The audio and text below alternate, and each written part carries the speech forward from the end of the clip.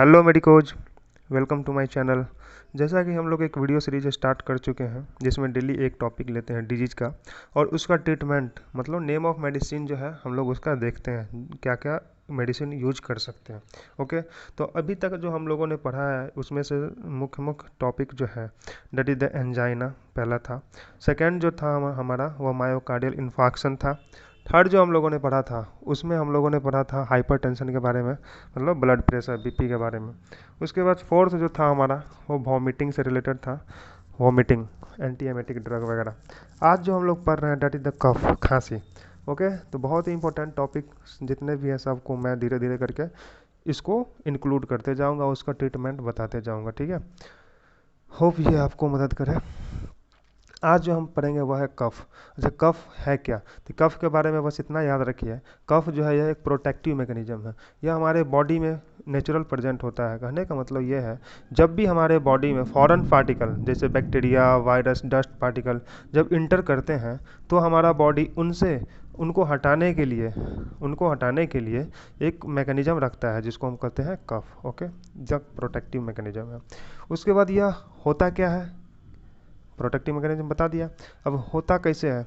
तो foreign particle का मतलब जैसे बैक्टीरिया, वायरस, डस्ट पार्टिकल कुछ भी जब हमारे बॉडी के अंदर रेस्पिरेटरी ट्रैक्ट का मतलब हुआ जैसे नॉस्ट्रिल, नाक, माउथ, मुंह और गला होते हुए अगर हमारे बॉडी के लंग्स तक चला जाता है वही रेस्पिरेटरी ट्रैक्ट है। तो अगर वहाँ उस रूट से अगर कहीं भी इंटर करता है बैक्टीरिया या वायरस या फिर डस्ट पार्टिकल तो फिर कफ की पॉसिबिलिटी होती है। ओके, अच्छा ये इसका मैकेनिज्म क्या है? देखिए हमारे बॉडी में हर जगह पे लगभग रिसेप्टर है, ठीक है, लेकिन हम लोग अभी लंग्स और थ्रोट को एक्सप्लेन कर रहे हैं तो इसमें भी रिसेप्टर होता है, जैसे कीमो रिसेप्टर होते हैं, फिर से स्ट्रेस रिसेप्टर होते हैं। तो ये सब रिसेप्टर जैसे ही ये बैक्टीरिया जो बाहर से फॉरेन पार्टिकल जो है अगर बॉडी में एंटर करते हैं तो यह इन सब रिसेप्टर को स्टिमुलेट कर देते हैं। अब यह जैसे ही स्टिमुलेट होगा तो यह रिसेप्टर ब्रेन को डायरेक्ट सिग्नल भेजते हैं, जो ब्रेन को सिग्नल भेजते हैं देखो भाई कुछ फॉरेन पार्टिकल बाहर से आ गया है, उनको निकालना ज़रूरी है। तो ब्रेन उसके लिए क्या करता है, कफ सेंटर को मैसेज करता है, ठीक है, सिग्नल भेजता है कफ सेंटर को जो भाई कफ करवाओ, खांसी होता है और वह फिर पार्टिकल बाहर निकल जाता है। तो यह हमारा नॉर्मल मैकेनिज्म है कफ का।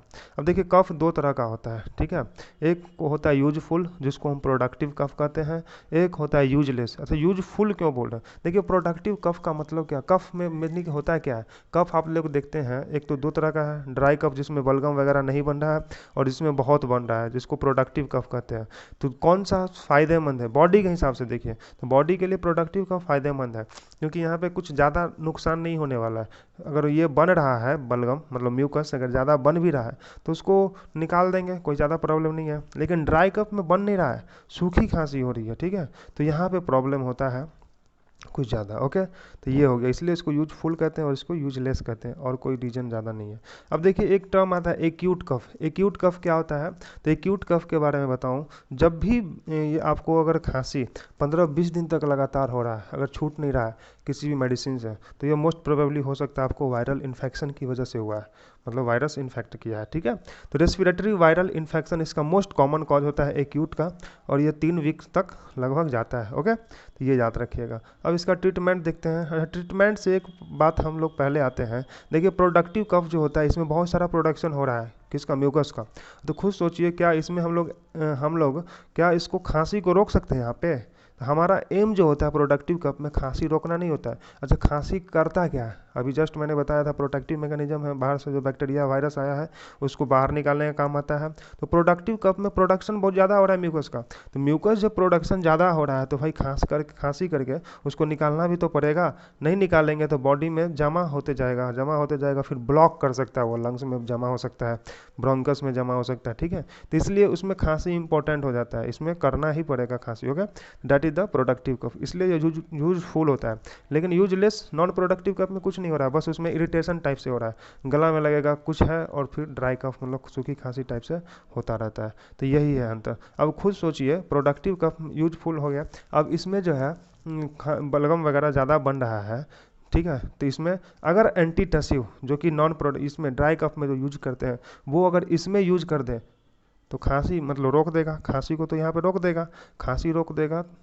चलिए हम बात कर चुके हैं। ओके, चलिए, तो एक्यूट मैंने बता दिया, एक्यूट कफ मैंने बता दिया 3 सप्ताह से कम, ठीक है, रेस्पिरेटरी वायरल इन्फेक्शन। अब देखिए इसका ट्रीटमेंट देखते हैं। ट्रीटमेंट में क्या है, डिमल्सेंट्स, फेरेंजियल डिमल्सेंट्स आते हैं। फेरेंजियल डिमल्सेंट्स जो होते हैं क्या करते हैं, इनके बारे में जानते हैं। यह जो है ज़्यादा इनका कोई इफेक्ट नहीं होता, बस इनका सिम्टोमेटिक इफेक्ट होता है। सिम्टोमेटिक इफेक्ट बोले तो बस सिम्टम को रिलीफ करवा दे, मतलब रिलीफ करवा देगा। जैसे गला में थोड़ा सा लगेगा आपको कुछ है, तो यह सूथ कर देता है थ्रोट को, मतलब रिलैक्स करता है थ्रोट को, बस इसका इतना ही काम है। इसमें लोजेंजेज वगैरह आते हैं, सिरप आ गए, फिर से हनी आते हैं, है ना, तो ये सब इसमें आते हैं। ज़्यादा इंपॉर्टेंट नहीं है बट ठीक है। अब उसके बाद मोस्ट इंपॉर्टेंट ये है म्यूकोकाइनेटिक या फिर एक्सपेक्टोरेंट। तो एक्सपेक्टोरेंट क्या होता है, एक्सपेक्टोरेंट इसी को कहते हैं म्यूकोकाइनेटिक।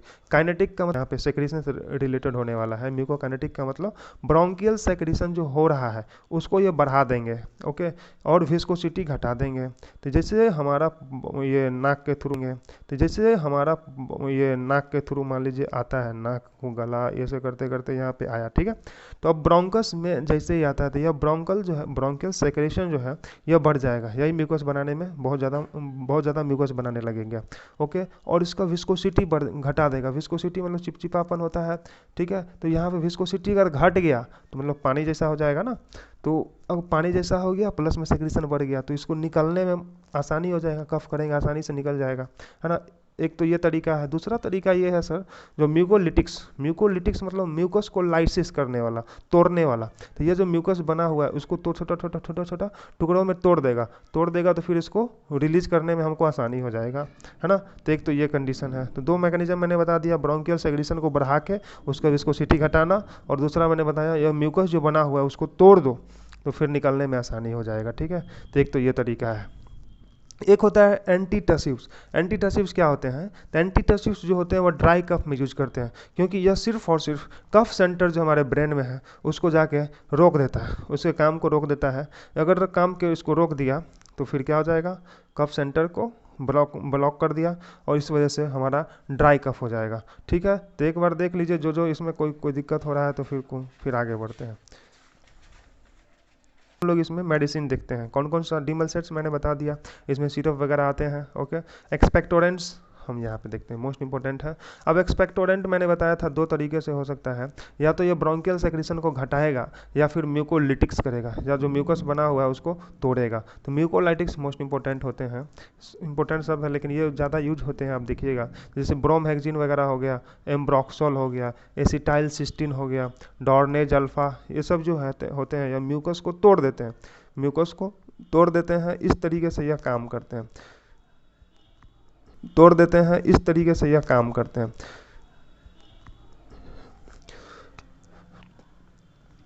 और ये क्या करते हैं, ब्रोंकियल सेक्रेशन को जो है घटा देते हैं। ब्रोंकियल सेक्रेशन अगर घटाना है तो पोटेशियम आयोडाइड यूज कर सकते हैं, पोटेशियम सिट्रेट यूज कर सकते हैं, ठीक है।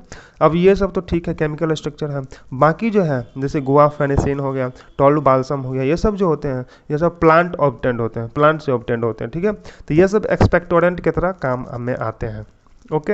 अब हम लोग देखते हैं एंटीटसिव्स। व्हाट इज एंटीटसिव्स, तो एंटीटसिव्स में आते हैं ओपियोइड्स वगैरह आपके। तो ओपियोइड्स क्या होता है, जैसे कोडीन हो गया, फोल कोडीन हो गया, इथाइल मॉर्फिन हो गया, कोडीन, फोल कोडीन, मॉर्फिन, तो इथाइल मॉर्फिन बेसिकली। उसके बाद क्लोरफेनिरामीन हो सकता है, डाइफेनहाइड्रामीन हो सकता है, डाइफेनहाइड्रामीन, नॉस्कापिन, डेक्स्ट्रोमेथोर्फन, ठीक है। तो ये हो सकता है। उसके बाद मैं बताऊंगा आपको प्रोमेथाजिन हो सकता है, साल्ब्यूटामॉल हो सकता है। तो साल्ब्यूटामॉल का और भी इफेक्ट होते हैं, ठीक है। इफेक्ट तो सब मेडिसिन का अलग अलग है, बट ये सब जो है खांसी में यूज किया जा सकता है। अब देखिए कभी कभी होता है क्या है, जो खांसी का एग्जैक्ट कॉज पता नहीं चल पाता है कभी कभी, ठीक ना, दवा दे रहे हैं लेकिन पता नहीं चल पा रहा है। तो उस कंडीशन में हम लोग हिस्ट्री से देखते हैं। जैसे मान लीजिए अगर स्मोकिंग कर रहा है पेशेंट, तो उसको हम बोलेंगे भाई स्मोकिंग करना छोड़ दो, ओके। स्मोकिंग कर रहा है तो एक तो ये कंडीशन है। अगर क्रॉनिक ब्रोंकाइटिस है तो उसको बोलेंगे भाई पोल्यूशन वगैरह एरिया में, पोल्यूटेड एरिया में मत जाया करो, है ना, जहाँ पे पोल्यूटेंट्स हैं। ये हो गया। अगर मान लीजिए टीबी की वजह से उसको अगर खांसी हो रहा है तो उसको एंटी ट्यूबरकुलर ड्रग्स देंगे। ये सब कंडीशन होता है, ओके। ठीक है, बस इतना ही है, कुछ ज़्यादा है नहीं। ओके, थैंक यू, मिलते हैं नेक्स्ट वीडियो में। Get connected, okay, bye.